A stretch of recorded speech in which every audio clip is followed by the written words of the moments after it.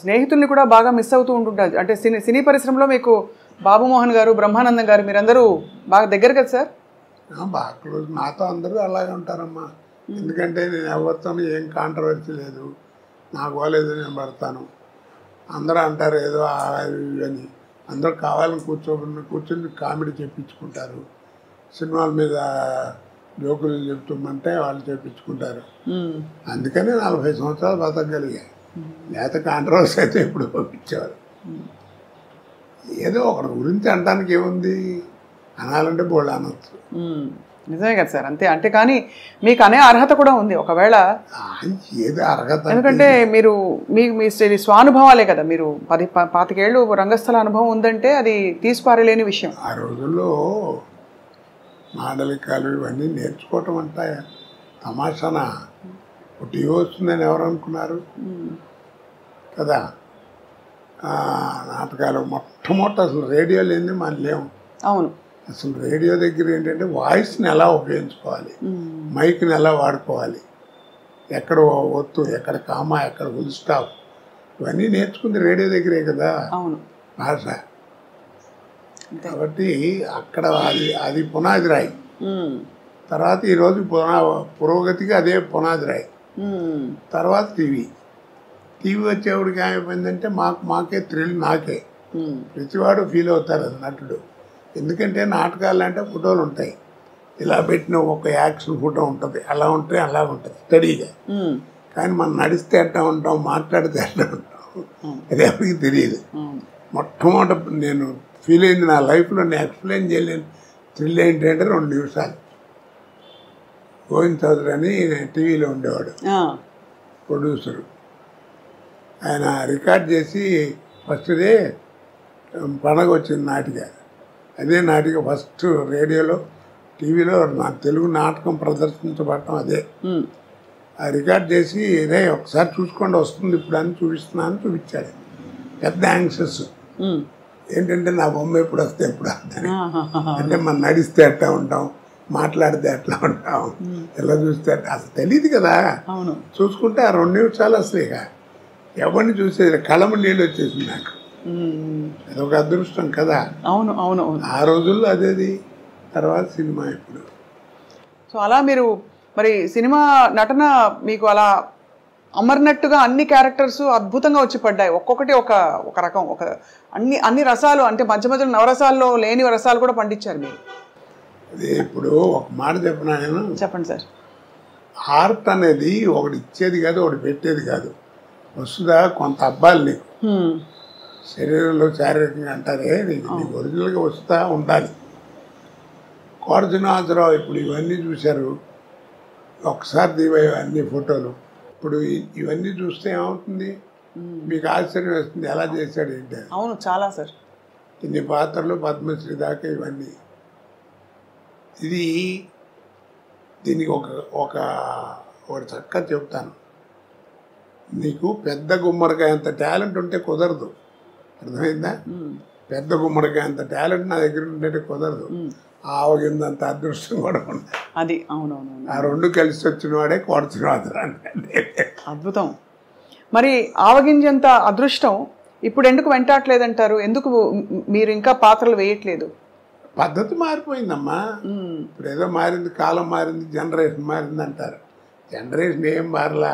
సూర్యుడు తూర్పునే ఉదయిస్తున్నాడు, పడవనే ఉత్తరిస్తున్నాడు. పాఠ్యం ఇదియా తదియా వాడుతున్నాం, చేస్తాం, వైశాఖం చేస్తాం, ఆ సడవని వాడుతున్నారు. అమావాస్య కూడా క్యాలెండర్ చూస్తే 2 నిమిషాలు అటు ఇటు వస్తుంది. అన్ని మతాల్లోనూ ఒకటే భావం ఉంటుంది. అన్నీ ఉన్నాయి, అవేం మారలా. మరి ఇంకా కాలం మారిందంటారు ఏంటి. మనం మారాం. ఎన్టీ రామారావు మొట్టమొదటి 50 ఏళ్ళప్పుడు 60 ఏళ్ళప్పుడు శ్రీదేవితో డ్యాన్స్ చేసే రోజున ఎలిఫెంట్ బాటంలోని ఇంత లూజ్ ఉండేది ప్యాంటు. అది వేసుకుని రోడ్డు మీద నడుస్తుంది, దుమ్ము నడిచేది. అదే డ్యాన్స్ చేస్తుంటే అబ్బా రామారావు ఏం చేశాడు, దుమ్ము లేకొట్టాడు డ్యాన్స్ అని. పిచ్చిదనం మన చిన్నతనం కదా. ఆ తర్వాత ఏమైంది, టైట్ ప్యాంట్ వచ్చింది. ఇప్పుడు ఎంత వచ్చింది, చించుకోవడం వచ్చింది. చక్కటి వాడు 1000 రూపాయలు పెట్టి ప్యాంటు కొనుక్కోవడం, ఇక్కడ అక్కడ మోకాళ్ళ మీద అక్కడ వాళ్ళే చింపుకుంటున్నారు. అవును చింపుకుంటున్నారు. కాబట్టి మనం మారాం, కాలం ఎక్కడ మారింది. అది జనరేషన్ మార్పు అంటారు, అన్నీ ఒకటిదే. ఈ మధ్య వచ్చిన సార్ సినిమాలు ఏమన్నా మీరు థియేటర్లో చూడడం వీలైందా, మీకు వీలు పడిందా? ఏది ఈ మధ్య వస్తున్న సినిమాలని థియేటర్లో చూడడం వీలు పడిందా? సలార్ వచ్చింది, అంతకుముందు పుష్ప, ఏమి అసలు? ఎందుకంటే వెళ్ళినా మన సుఖం ఉండదు. ఏం కొడగారు ఈ మధ్యన రావట్లేదు, ఏంటి మీరు లేరు సినిమాలు, అది ఇదని ఈ ప్రశ్నలు ఎక్కువ అవుతాయి. మన చూడని ఎవరో వాళ్ళు సరిగ్గా చూడరు, అందుకని దూరంగా ఉంటాం. అందుకని దేవుడి దగ్గరికి వెళ్ళడానికి కూడా నాకు భయం. ఎందుకంటే వాళ్ళ కాన్సన్ట్రేషన్ పాడవుతుంది. అది అవును అవును.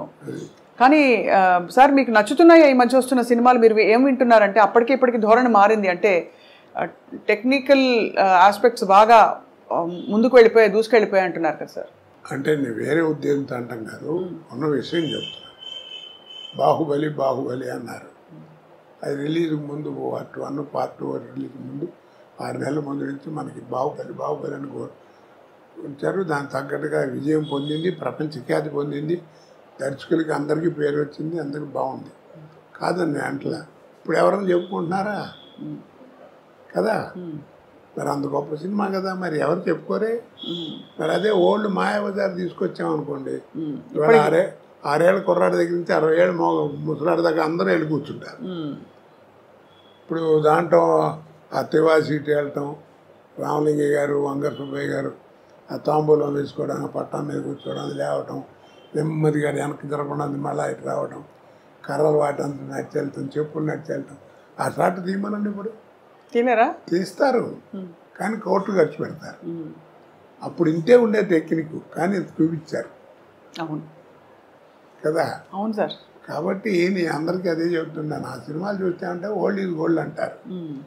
మీకు ఓల్డ్ ఈజ్ గోల్డ్ అనే తెలుసురా, మీరు తెలుసుకుని గుర్తుపెట్టుకోవాల్సింది ఒకటి ఉందన్న. ఏమిటన్నాడు? Gold never become old. అద్భుతం. అవును, గోల్డ్ నెవర్ బికమ్ ఓల్డ్, అందుకే పాత బంగారం అంటారు. అది ఆ తేడాలు కనిపెట్టాలి, అవి తెలుసుకునేటువంటి జ్ఞానం ఉండాలి, చెప్పేవాడు వీడి జ్ఞానం ఉండాలి. లేవు కదా అది. అవును, అప్పుడు డైరెక్టర్ చెప్పినట్టు చేసేవాళ్ళం. ఇప్పుడు డైరెక్టర్ ఏముంది, డ్యాన్సులు గిన్సులు అన్ని హీరోలు అయ్యా డామినేషన్. మరి క్వాలిటీ అది. తర్వాత నిర్మాతలు కూడా నా ప్రొడక్షన్ బయటికి వెళ్తుందంటే బలానా కంపెనీ నుంచి సినిమా అంటే రామానాయుడు గారు,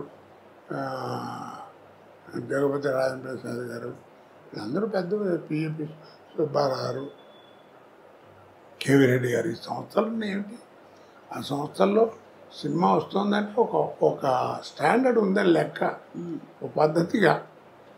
నువ్వు కనిపెట్టారు లేదు, ఎవరు చెప్పరు ఈ విషయం, ఎవరు ఇప్పుడు నువ్వు విజయ సంస్థ సినిమాలన్నీ చూసావు కదా, ఏ సినిమాల్లో ఉన్న మనిషి చచ్చిపోవడం కానీ తగలేయడం కానీ చూపించారు నీకు? ఏంటి చెప్పు? మీరు చెప్తుంటే మరింత స్ఫురిస్తోంది. అదే మీరు చెప్తుంటే గుర్తొస్తోంది, అది చేయలేదని. ఎక్కడన్నా ఉందో ఏ సినిమాలో అన్నా లేదు కదా. మరి సక్సెస్ అయినాయి, మంచిపోయాడని ఒక డైలాగులు చెప్పడం అంతే, పిచ్చి పిచ్చిగా చూపించడం లేదు. ఇప్పుడు ఏమిటో మంటలు పెట్టడం, దాంట్లో ఫేస్ చూపించడం, దాని మీద డైలాగులు చెప్పడం, ఏదో క్రోధం, ఇవన్నీ యారగెన్స్ చెప్పాలంటే అవేం లేకుండా ఎడ చేశారు. కాబట్టి ఆ స్టాండర్డే. డిక్షనరీ